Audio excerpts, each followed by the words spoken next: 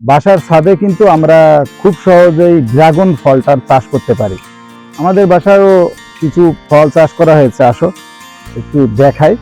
যদিও বৃষ্টি হয়েছে, সারাদিন বৃষ্টি, এই অঝোর বৃষ্টির ভেতরে এগুলো সব চুপসে গেছে, ফুলগুলো চুপসে গেছে।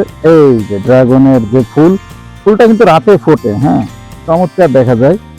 এবং বাসার ছাদে যদি এইভাবে চাষ করা যায় এই ড্রাগনের, তাহলে কিন্তু আমাদের যে খাবারের যে ফলের যে চাহিদাটা, সেটা কিন্তু কিছুটা পূরণ হয়ে যায়। পূরণ করা অবশ্যই সম্ভব। এই জায়গাটা একটু ঘুরিয়ে দেখাও।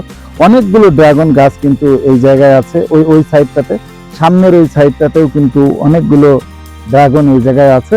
ওই যে আরেকটা জায়গাতে ড্রাগন ধরেই আছে, এটা একটু দর্শকদের দেখাও, যদিও বৃষ্টি চারিদিকে আসলে।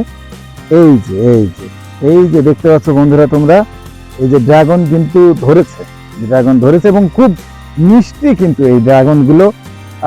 আসলে আমার কাছে মনে হয় যে তোমরাও যদি বাড়ির ছাদে এইভাবে এই ড্রাগন ফলগুলো যদি লাগাও, তাহলে দেখবে তোমাদের নিজেদের ড্রাগনের চাহিদাটা পূরণ করতে পেরেছো।